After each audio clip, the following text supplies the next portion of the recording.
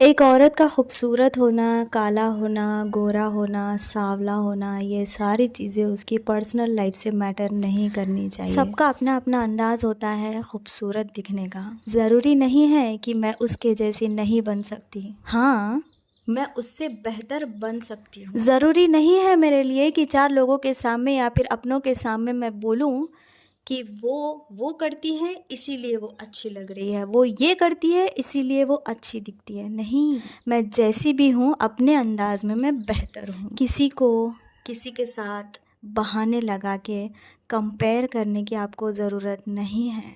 इतना आपको टेंशन लेने की ज़रूरत है ही नहीं। आप अपने आप में दूसरों से बेहतर हो, खूबसूरत हो, बेहतरीन हो आप। उसके पास टाइम होगा, मेरे पास नहीं है। वो पार्लर जाती है, मैं नहीं जाती। उसके पास पैसा है, मेरे पास नहीं है। वो कमाती है, मैं नहीं कमाती। ये सारी चीज़ें सिर्फ़ और सिर्फ़ आपके बहाने के लिए होती है। ये अपने दिमाग से निकाल दीजिए कि वो कर सकती है, मैं नहीं कर सकती।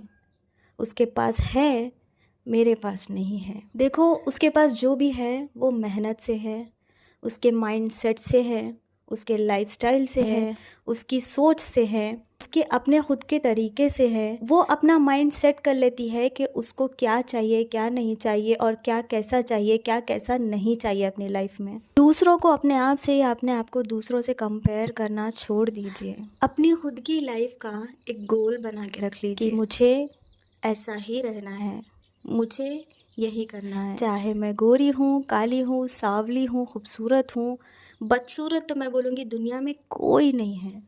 सब अपनी अपनी जगह खुश है, अपने आप में खूबसूरत है। अपनी सोच में, अपने दिल में हर कोई अपनी जगह अपन खूबसूरत ही होता है। ये हर किसी के दिमाग की गलत फहमी होती है कि वो शख्स खूबसूरत है और ये शख्स बदसूरत है। ये दूसरों में कमी नहीं, आपके खुद के अंदर है। ये सिर्फ दूसरे लोग नहीं, आप खुद भी कहते हो। चाहे वो सीरियस हो, चाहे वो हंसी मजाक में हो, चाहे वो भरी महफिल में हो, चाहे वो अकेले में ही क्यों ना हो। आप हर किसी को अलग अलग नज़रिए से देखते हो, अलग अलग तरीके से उनके साथ बिहेव करते हो और अलग अलग सोच से लोगों को देखते हो कि ये अच्छा है, ये बुरा है। नहीं, आप कैसे हो, आप किसके साथ कैसे हो।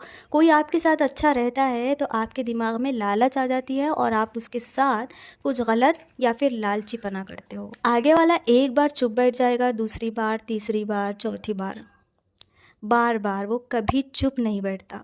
या तो वो हमेशा के लिए चुप बैठ जाता है या फिर उसकी एक बार में ऐसी दहाड़ निकल जाती है कि आप हमेशा के लिए चुप बैठ जाते हो, कि वो आपको हमेशा के लिए चुप कर देता है या आपसे दूर हो जाता है या फिर मिलना ही नहीं चाहता, अपनी ज़िंदगी में आपको एंटर करने ही नहीं देता या फिर वो आपकी लाइफ में एंटर होना नहीं चाहता या फिर आपकी सूरत ही वो देखना नहीं हमारे चाहता। आप में हमारी खुद की सोच होती है, हमारे डिसीजंस होते हैं कि हमें क्या करना है, क्या नहीं करना है। एक नज़रिए से देखेंगे तो दुनिया खूबसूरत लगेगी, आपको सारी दुनिया ही खूबसूरत लगती है। कुछ लोगों को वही लोग पसंद आते हैं जो उनके जैसे होते हैं और वो लोग उन्हीं के जैसों के साथ उठना बैठना पसंद करते हैं।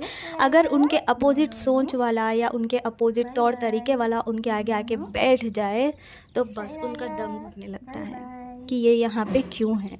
अब इसको कैसे टॉर्चर करूँ, कैसे सताऊँ, कैसे क्या उल्टा सीधा बोल दूँ कि ये यहाँ से उठ के चला जाए, ये हमें किसी भी महफिल में दिखे ही ना। क्यों किसी से जलना। कहीं ना कहीं वो अपना खुद का नुकसान करके बैठते हैं, अच्छे अच्छे रिश्ते गंवा लेते हैं, अच्छे अच्छे लोगों को अपनी ज़िंदगी से गंवा लेते हैं।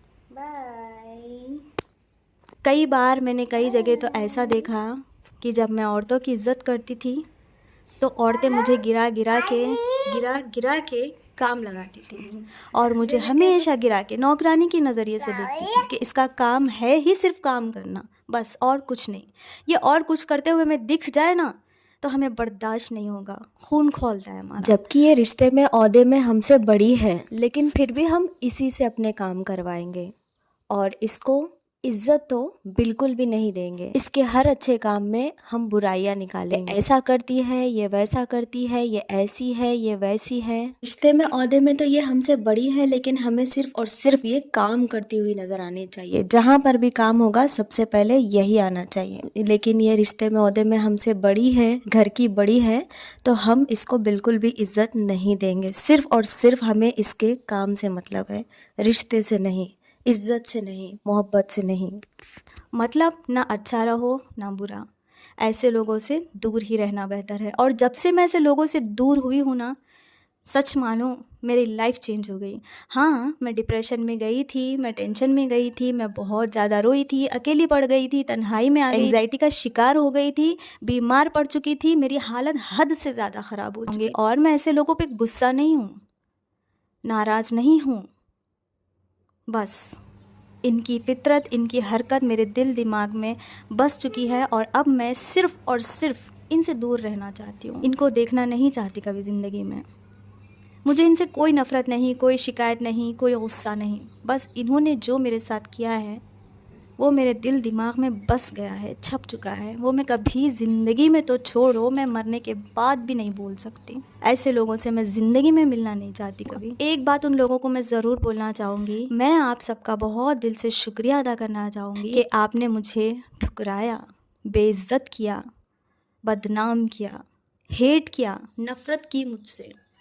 इसका मैं आपसे बहुत तहे दिल से शुक्रिया अदा करना चाहूँगी, क्योंकि आपकी ऐसी हरकतों की वजह से आज मैं अकेले जीना सीख गई हूँ और अकेले खुश रहती हूँ, अपनी फैमिली से जुड़ गई हूँ और मैं अपने खुदा से और भी ज़्यादा करीब हो चुकी हूँ। मुझे अपनी फैमिली, अपने काम और अपने खुदा के अलावा कुछ भी नज़र नहीं आता।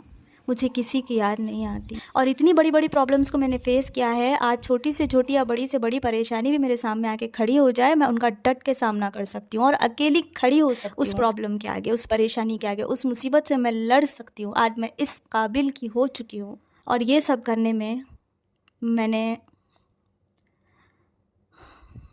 मेरे पास लफ्ज़ नहीं है, मैं बयान नहीं कर सकती। बहुत कुछ सहा, बर्दाश्त किया।